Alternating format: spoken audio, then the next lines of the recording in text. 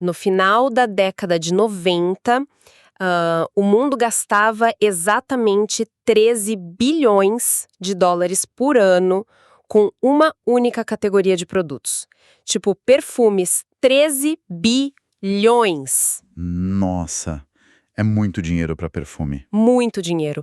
E por que esse número é tão, assim, importante? Porque, segundo os dados da época, esse era exatamente o valor necessário para resolver os problemas de saneamento básico e nutrição de todas as pessoas nos países mais pobres do mundo. Dá para imaginar isso? É um mesmíssimo valor, né? O mesmíssimo valor. Como as prioridades do planeta chegaram a esse nível de distorção, sabe? E é exatamente isso que a gente vai investigar neste nosso mergulho profundo de hoje. É um dado que, olha, realmente coloca um espelho na frente da nossa sociedade. Obriga a gente a perguntar como as engrenagens da economia global foram desenhadas para permitir algo tão desproporcional. Exatamente. A ideia dessa nossa análise é pegar um texto acadêmico denso, daquelas leituras que parecem impenetráveis, e extrair o que ele tem de mais revelador. Hoje a gente está com o trabalho Colonialidade, Poder, Globalização e Democracia. Do sociólogo Aníbal Quijano. Isso mesmo. A nossa missão é entender, a partir da visão dele, como o poder global realmente funciona nos bastidores e o motivo de um mundo ser estruturado de forma tão desigual, né? Mas antes da gente mergulhar nos conceitos, precisamos fazer um aviso fundamental para quem acompanha a gente. Com certeza. O material de hoje não é neutro, então é crucial estabelecer o terreno em que a gente está pisando. O texto do Quijano aborda temas altamente sensíveis. Ele traz críticas contundentes ao capitalismo, ao neoliberalismo e à própria arquitetura das relações internacionais. Tudo isso usando como base o pensamento marxista e a teoria decolonial.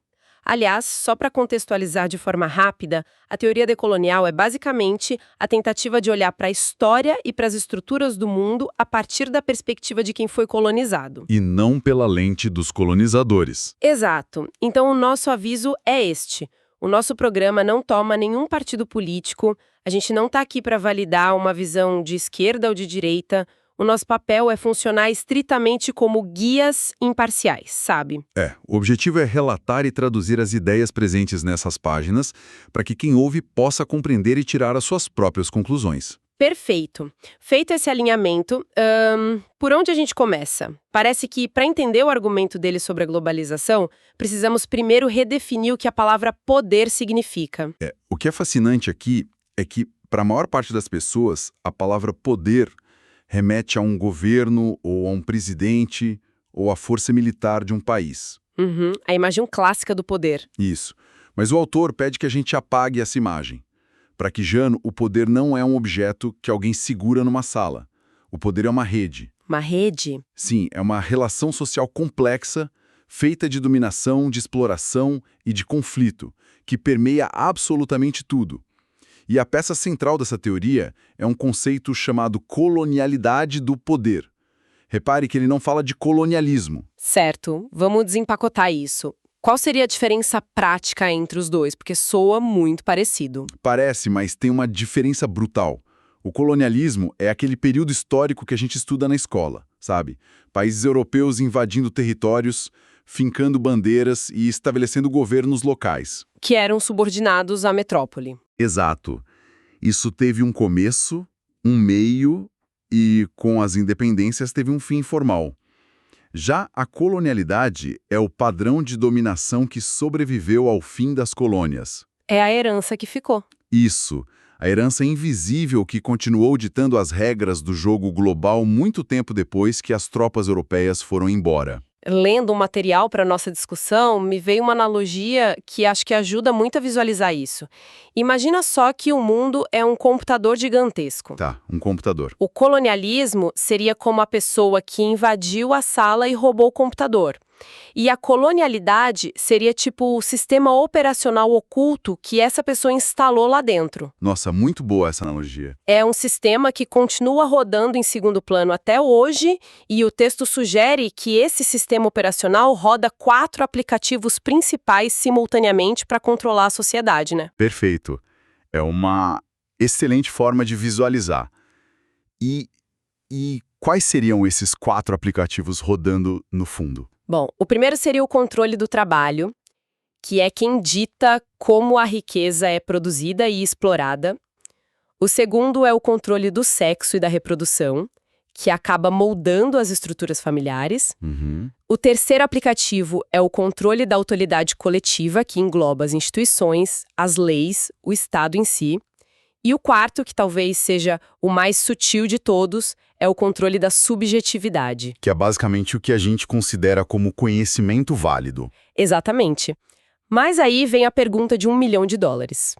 Se a colonialidade é esse sistema operacional, qual é o código-fonte dele? Como ele foi programado lá atrás? O código-fonte, segundo a análise de Quijano, começou a ser escrito há uns 500 anos, junto com a conquista da América e a formação do capitalismo mundial. E a principal linha desse código foi uma invenção brutal. Qual? A ideia moderna de raça. Invenção. Acho que vale a pena detalhar isso, porque muitas pessoas ouvindo isso agora podem achar estranho ouvir que raça foi inventada. É um ponto crucial, né? O autor argumenta que antes daquele período, as pessoas se dividiam por religião, por impérios ou por cidades-estado. Ah, sim. Não existia o conceito de classificar a humanidade inteira com base em características fenotípicas. E quando o texto fala em fenotípicas, é puramente a aparência física, tipo a cor da pele ou o formato do rosto. Então, a ideia de raça não surgiu de uma descoberta da biologia. De jeito nenhum. Surgiu como uma tecnologia de controle.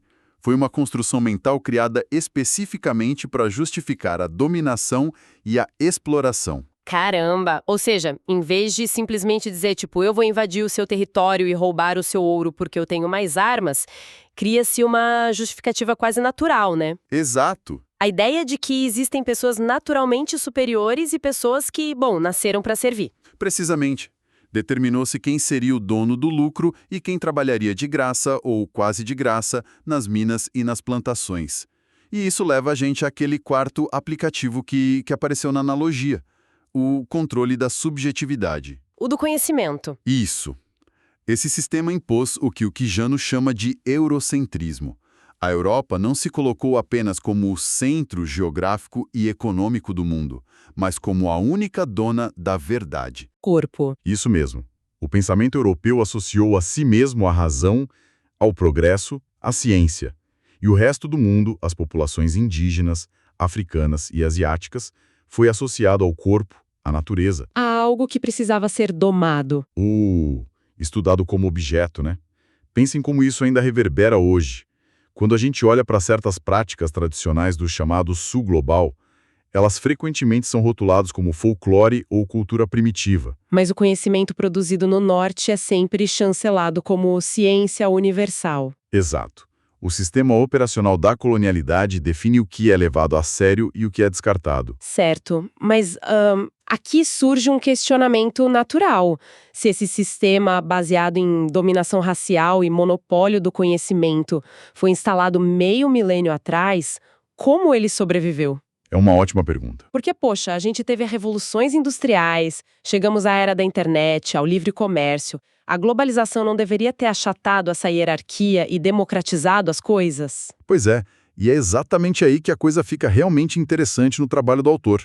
O contraste entre a promessa e a realidade. Porque, especialmente na década de 90, a narrativa que a mídia vendia sobre a globalização era muito otimista, sabe? A famosa promessa da aldeia global. Isso. A ideia de que a internet e as conexões instantâneas criariam uma sociedade virtual onde todo mundo teria as mesmas oportunidades. Todo mundo conectado. Só que os dados que o texto traz pintam um quadro muito diferente.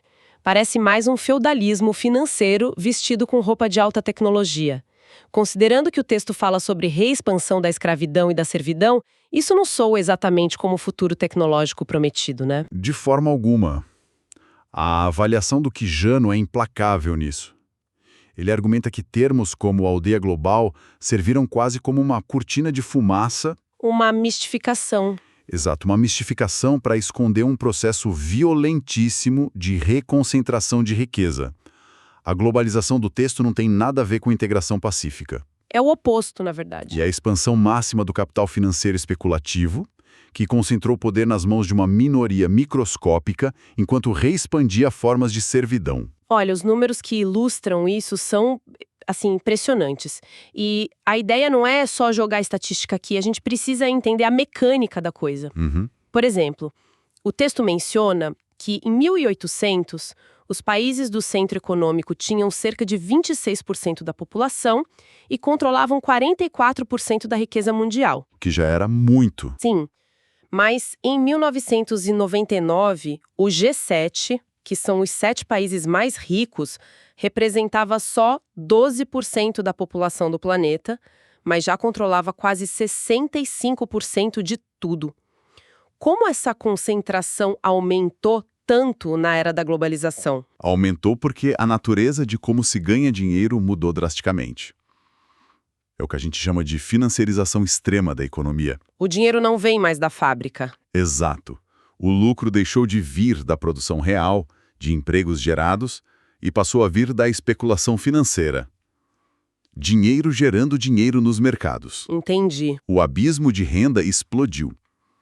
Há 2 séculos, a diferença entre os países mais ricos e os mais pobres era de 9 para 1. Na virada do milênio, saltou para 60 para 1. 60 para 1. É uma velocidade de empobrecimento quase inacreditável. E tem outro dado no texto que parece um roteiro distópico. Naquela época, as 3 pessoas mais ricas do mundo acumulavam uma fortuna superior ao PIB de 48 países inteiros somados. 3 indivíduos. 3 pessoas, com mais poder econômico que dezenas de nações. Mas como a economia financeira suga essa riqueza na prática? Qual é o mecanismo real? Um dos principais mecanismos que o Quijano menciona é a dívida externa dos países do terceiro mundo. Durante o fim do século XX, essa dívida subiu de 615 bilhões para 2,5 trilhões de dólares, em menos de 2 décadas. Nossa! E não se trata só de pedir um empréstimo para construir uma ponte e pagar depois. É uma dívida matematicamente impagável devido aos juros flutuantes. Funciona como uma armadilha. É tipo uma pessoa que entra no rotativo do cartão de crédito, né? Você tá dobrando a brigada. Perfeita analogia. Ela paga, mas o saldo devedor só cresce.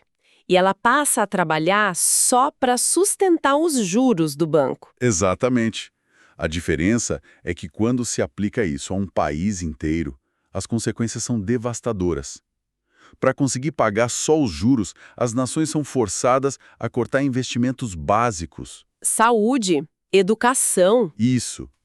Além disso, o texto destaca o problema do desemprego estrutural, que atingia cerca de 800 milhões de pessoas. O capital especulativo simplesmente não precisa incorporar grandes massas de trabalhadores para gerar lucros bilionários. E isso leva a gente a uma encruzilhada muito desconfortável na teoria. Porque manter bilhões na pobreza, forçar nações a pagar dívidas impagáveis e criar um abismo de 60 para 1, bom, não acontece por acaso. Não mesmo. Requer uma engenharia absurda. Exige que alguém mantenha as coisas desse jeito. E aqui o texto introduz a ideia de um bloco imperial global ou um governo mundial invisível. É um termo forte. Muito forte. E eu preciso ser honesta, quando eu escuto governo mundial invisível, a primeira coisa que vem à mente é filme de espionagem, sabe? Reuniões secretas. Isso. Executivos de terno fumando charuto e ditando o destino do mundo. É muito fácil ler isso como uma teoria da conspiração barata. Como o autor foge desse clichê? Se conectarmos isso com o quadro geral, fica claro que o Quijano não está falando de conspirações em salas escuras. Pelo contrário, as decisões ocorrem em plena luz do dia. Em conferências transmitidas na TV, em relatórios abertos. Então, de onde vem a invisibilidade? O governo é invisível porque atua acima e ao redor das instâncias democráticas tradicionais. É um tecido institucional muito real, não tem fumaça nem espelho mágico. E quem compõe esse bloco imperial, afinal? De um lado, os governos dos países centrais, o G7. Do outro, as megacorporações e as instituições intergovernamentais, que todo mundo conhece, o FMI, o Banco Mundial e, no aspecto da força militar, a OTAN. E o texto fala sobre a reprivatização do controle da autoridade coletiva. O que isso significa no dia a dia de um país, por exemplo, aqui no sul global? Significa que as decisões vitais sobre economia deixam de ser tomadas pelos cidadãos ou pelos políticos eleitos. Como assim? Imagina que um país elege um governo que promete aumentar o salário mínimo e investir no meio ambiente. Mas esse país tem aquela dívida externa impagável do cartão de crédito. Certo. Para conseguir rolar a dívida, o FMI ou o Banco Mundial impõem condições. Eles dizem, a gente empresta, mas vocês precisam privatizar a água, cortar leis trabalhistas e congelar os gastos. Ou seja, o Congresso do país pode debater o quanto quiser, mas a decisão real já foi tomada fora dali. Por tecnocratas e corporações não eleitas. Exatamente. Ninguém votou neles. E é por isso que a autoridade coletiva é reprivatizada. O Estado deixa de ser o protetor do povo e vira uma espécie de agência de administração local do capital financeiro global. Então, o que tudo isso significa para a democracia? Porque se as diretrizes já chegam prontas de fora e a necessidade da população fica em segundo plano, a democracia não vira só um teatro? Isso levanta uma questão importantíssima. A conclusão do Quijano é que o atual estágio do capitalismo especulativo é simplesmente incompatível com a verdadeira democracia. É uma visão bem radical. Sim, porque, sobre essa lógica neoliberal, a democracia sofreu uma redução tecnocrática. A população é levada a aceitar que democracia é só ir lá, apertar um botão na urna de vez em quando e acabou. É um ritual esvaziado de poder prático. Totalmente. Para o autor, a verdadeira democracia exige a democratização do trabalho, dos recursos e do conhecimento. Não adianta ter urna se não tem igualdade material. Tem algum exemplo histórico no texto que ajude a ilustrar essa dinâmica? Tem um exemplo perfeito da década de 90, o Fujimorismo no Peru. O Alberto Fujimori era o presidente, e o regime mantinha toda a estética democrática. Tinha eleição, tinha parlamento. Tudo funcionando na fachada. Mas nos bastidores, o Estado operava de forma autoritária. O propósito não era melhorar a vida das pessoas, era desmantelar sindicatos, destruir lutas sociais e aplicar as reformas predadoras que o mercado financeiro exigia. Então a máquina do Estado foi usada para garantir o lucro internacional e blindar as decisões contra a vontade do povo. Exato. Sob o disfarce da modernização. É um diagnóstico muito sombrio, para ser bem sincera. A sensação que dá é de estar num beco sem saída. Mas o Quijano aponta para alguma luz no fim do túnel. Existem caminhos alternativos. Sim, o texto tem uma ponta de esperança, mas ela não vem dos gabinetes em Washington ou na Europa. As alternativas estão surgindo fora da lógica do Estado-nação eurocêntrico. Nas margens do sistema. Exatamente. Como o Estado falha em proteger as massas, as pessoas são forçadas a inventar suas próprias vias. O autor aponta para a resistência de comunidades indígenas e, de forma fascinante, para a economia informal. Peraí, a economia informal. Porque geralmente a mídia trata isso como, sei lá, subdesenvolvimento, evasão fiscal. Os economistas tradicionais veem assim. Mas o Quijano faz uma leitura decolonial. Ele observa que, no meio do caos urbano e do desemprego, a economia informal não é só trabalho precário. O que seria, então? É a expansão de redes de reciprocidade. São vizinhos criando redes de apoio, cooperativas, formas de solidariedade para sobreviver. Eles reconstroem o tecido social e criam formas de autoridade comunitária que operam fora da lógica de exploração do capital. Nossa, é fascinante pensar por esse ângulo. É a solidariedade como uma tecnologia de sobrevivência, não só um ideal utópico, né? Perfeito. E chega a ser irônico. O futuro da organização humana justa talvez precise buscar inspiração nas práticas que o sistema operacional europeu tentou apagar há 500 anos. É o retorno das redes comunitárias, sem dúvida. Bom, para amarrar essa jornada incrível de hoje, a gente começou desconstruindo a ideia de poder, entendendo que a raça e o eurocentrismo foram ferramentas instaladas para controle. Depois, quebramos a ilusão da globalização dos anos 90, vendo como a dívida e a financiarização esvaziam os países mais pobres. e como esse bloco financeiro global reduz a nossa democracia a um processo burocrático. E, por fim, vimos que a resistência está brotando exatamente da reciprocidade dos excluídos. E olha, entender essas dinâmicas invisíveis de poder é vital. Explica muito daquele sentimento de frustração que a gente tem, sabe? De que não importa em quem se vote, a pressão no custo de vida, no valor do trabalho, nunca muda. É o peso do sistema operacional rodando. Exato, o que já não mostra que isso não é azar ou uma crise passageira. É uma engrenagem secular operando exatamente como foi projetada. E eu queria deixar um pensamento final para quem nos acompanha, algo para ponderar depois que o programa acabar. É sempre bom deixar essa provocação. Se as estruturas do Estado-nação falharam completamente em nos proteger da voracidade financeira global, será que o futuro da sobrevivência não estará nos governos, mas no retorno absoluto às redes de apoio mútuo, vizinhança e reciprocidade que as populações marginalizadas nunca pararam de usar? Fica aí o convite para essa reflexão. Muito obrigada pela companhia neste mergulho profundo e até a próxima.